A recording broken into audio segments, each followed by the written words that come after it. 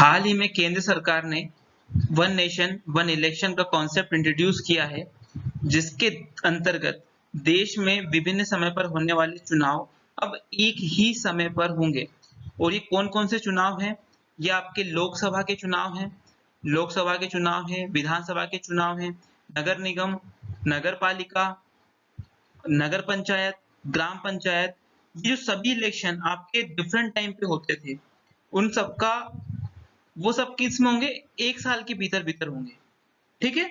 ये आपको समझना है कि पहले क्या होता था कि लोकसभा का चुनाव हुआ, फिर उसके 2 साल बाद पता चल रहा है कि कहीं पे पंचायत के चुनाव होने वाले हैं। तो इस तरीके से कॉन्सेप्ट था, लेकिन अब गवर्नमेंट क्या इंट्रोड्यूस कर रही है कि गवर्नमेंट लोकसभा और विधानसभा के जो चुनाव हैं, वो तो एक ही समय पर होंगे और उसके 100 दिन के भीतर आपके नगर निगम, नगर पालिका, नगर पंचायत, ग्राम पंचायत और भी सभी सारे जो चुनाव आपके बचे हुए हैं, वो सभी 100 दिन के भीतर करवाने हैं। तो ये गवर्नमेंट एक पॉलिसी लेकर आई है। तो इसको थोड़ा-सा डीप में समझते हैं कि सबसे पहले क्या पहले भी कोई ऐसे चुनाव हुए हैं एक ही समय पर? तो जी हाँ, अगर हम हिस्ट्री पे जाएँ, तो सबसे पहले जब 1951-52 में देश में पहले आम चुनाव हुए थे। 1947 में देश आज़ाद हुआ, 1950 में हम रिपब्लिक गणतंत्र हमने अपनाया देश में। उसके बाद 1951-52 में पहले चुनाव हुए और वो चुनाव ऐसे थे कि जिसमें सभी जो चुनाव मैंने आपको बताया वो एक साथ हुए थे। अब कब तक ये चुनाव चले? तो 1951-52 में पहले चुनाव हुए, फिर 1957 में दूसरे टेन्योर में हुए, 1962 में और 1967 में। ये इलेक्शन की साइकिल चली। लेकिन हुआ क्या कि 1968 और 69 में कुछ पंचायतों में चुनाव क्या हो गए? भंग हो गए। पता चला किसी पंचायत चुनाव भंग हो गए और 1970 में लोकसभा चुनाव भी भंग हो गए। 1970 में जो है कि लोकसभा चुनाव भी जो है वो देश में वो प्रक्रिया बाधित हो गई।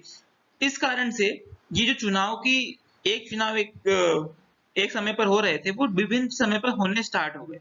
मतलब अलग-अलग राज्यों में अलग-अलग समय पर चुनाव होने लगे इस तरीके से और लोकसभा के चुनाव, पंचायत के चुनाव विभिन्न समय पर होने लगे।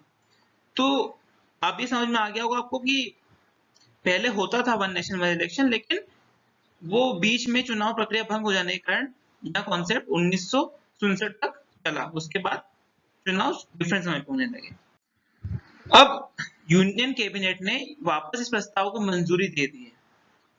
तो देखो इसके लिए क्या हुआ था कि रामनाथ कोविंद पैनल, मतलब कोविंद पैनल की एक रिपोर्ट आई है इसमें, जिनने बोला है कि वन नेशन वन इलेक्शन का प्लान उन्हें सजेस्ट किया था रामनाथ कोविंद की पैनल ने।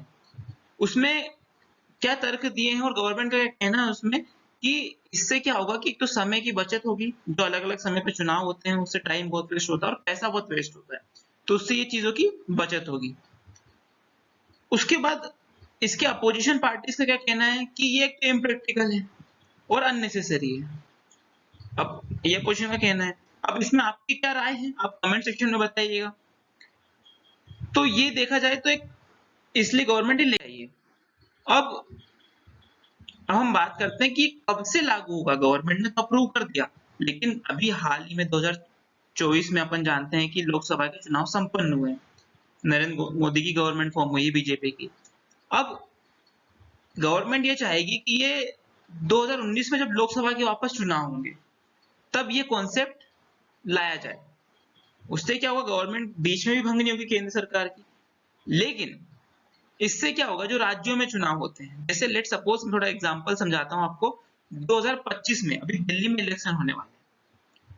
अब विधानसभा के जब दिल्ली में इलेक्शन होंगे, तो 2029 में अगर यह कॉन्सेप्ट ले आती है वन नेशन वन इलेक्शन का, तो 4 साल के बाद ही दिल्ली में डबल से चुनाव हो जाएंगे।